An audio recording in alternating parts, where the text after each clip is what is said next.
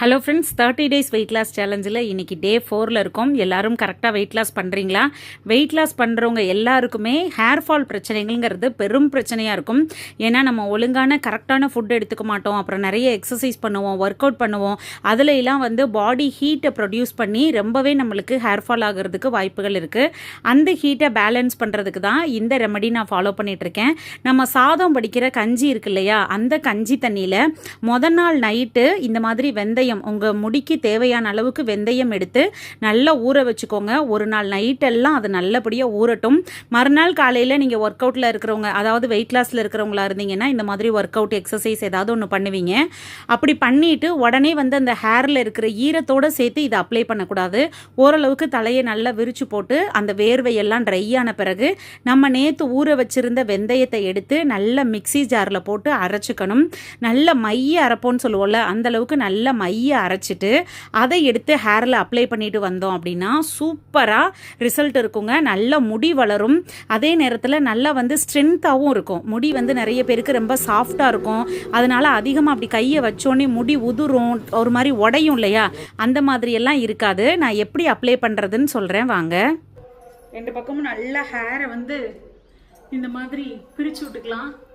ரொம்ப 60 அடி கூந்தெல்லாம் கிடையாது, ஓரளவுக்கு ஒரு அரை அடிக்கு இருக்கும். அதை இருக்கிறத பாதுகாத்துக்கணும், அது மட்டும்தான் நம்மளோட வேலை.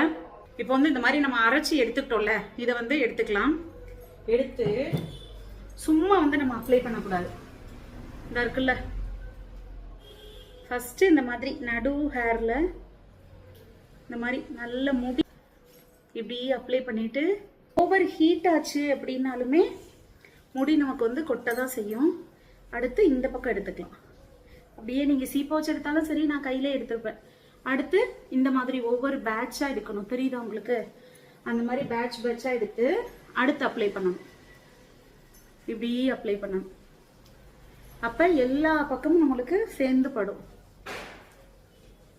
இதில் வெறும் வெந்தயம், வடிச்ச தண்ணி, இது மட்டும்தான் இருக்குது. நல்லா கடைசி எண்டு வரைக்கும், இது வரைக்கும் நல்லா அப்ளை பண்ணிக்கோங்க. முடியிலிருந்து கடைசி அடி வரைக்கும், ஓகேவா? அடுத்து அடுத்த பேட்ச் எடுத்துக்கோங்க.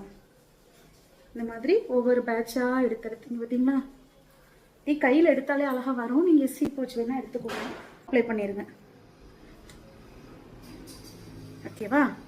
அடுத்த பேட்ச் இப்படி ஒவ்வொரு பேட்சாக பிரித்து பிரித்து பிரித்து பிரித்து அப்ளை பண்ணிக்க வேண்டியதுதான். நிற்கிற இடம் கொஞ்சம் நாஸ்தியாக தான் செய்யும். கீழே மேட்டு போட்டுக்கணும். இது ஒரு வேலை நமக்கு. அப்புறம் என்ன பண்ணுறது, எதை பண்ணாலும் வேலை தான். பார்லரில் போய் 1 மணி நேரம் உட்காந்துருக்கோம், அவங்களுக்கு 1000 2000 காசு தரோம்.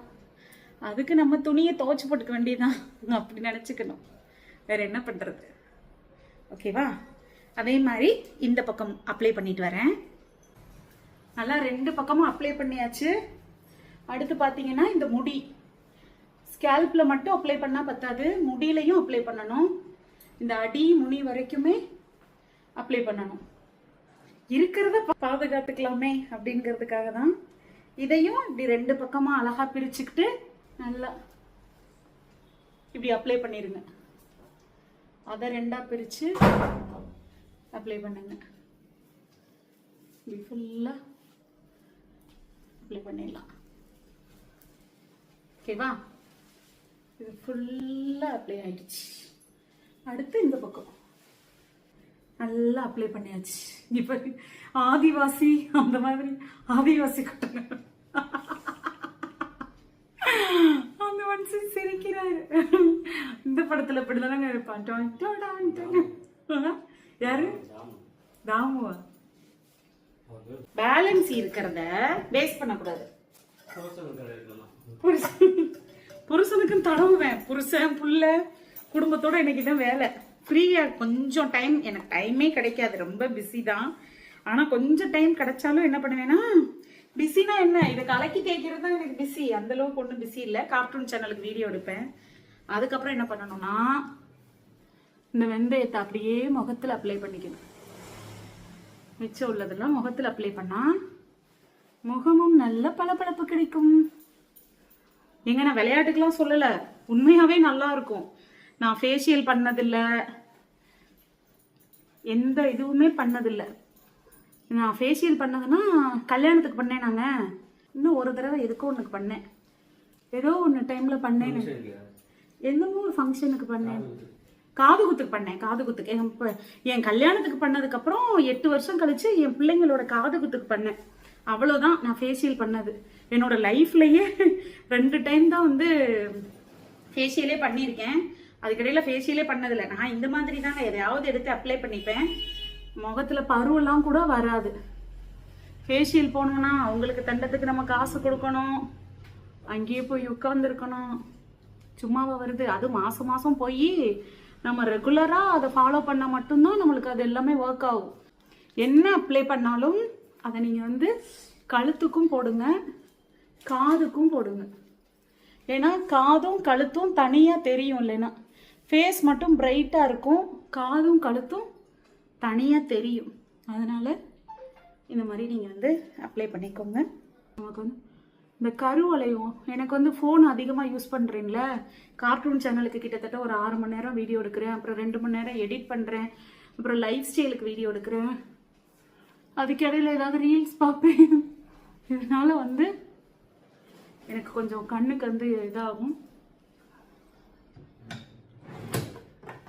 அதனால கண்ணு கருவளையம் இருக்கிற இடத்துல இந்த மாதிரி நல்லா அப்ளை பண்ணிக்கலாம். இந்த மாதிரி வந்து நம்மளுக்கு நல்ல க்ளோ கிடைக்கும். இந்த இடம், இந்த இடம், இந்த இடம், இந்த 3 பிளேஸும் தான் நமக்கு வந்து கருப்படிக்கிற இடமே. அந்த 3 இடத்த நல்லா ஃபோக்கஸ் பண்ணணும். போல நின்றுக்கும். உங்களுக்கு கொண்ட நிற்காதுங்கிறவங்க டக்குன்னு ஒரு கேப்சர் கிளிப்பை குத்தி அப்படியே விட்டுருங்க.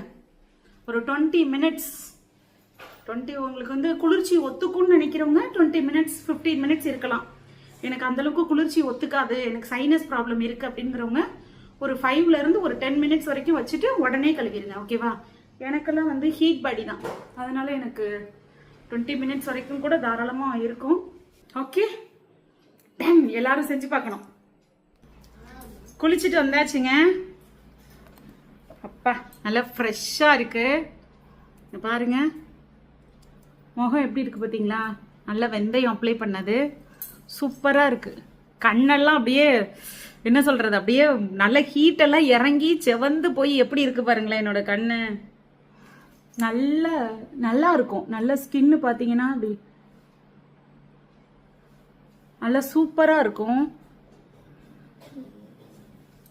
கண்டிப்பாக ட்ரை பண்ணி பாருங்க. நல்லா குளிச்சுட்டு வந்தாச்சு. அங்கங்க வந்து இருக்கும் அந்த வெந்தயம் வந்து அங்கங்க வந்து ஒட்டிட்டு இருக்கும். கொஞ்ச நேரம் வெயில்ல நின்று தட்டி விட்டு காய வச்சீங்கன்னா எல்லாமே சரியாயிடும். என்ன வெந்தயம் தேய்ச்சி குளிச்ச அன்னைக்கு கண்டிப்பா வந்து கொஞ்சம் வெயில்ல நிக்கணும். வெயில்ல நின்னோம்னா சளி பிடிக்காது, அதுக்காக தான்.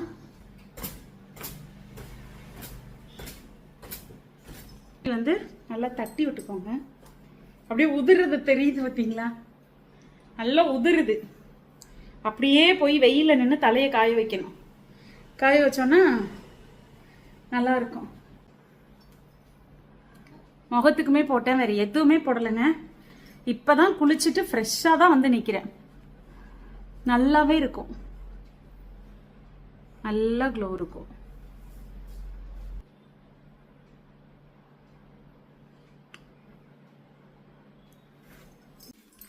ஓகேங்க, ஃபைனலி வந்து சிம்பிளாக மேக்கப்லாம் போட்டு வந்தாச்சு.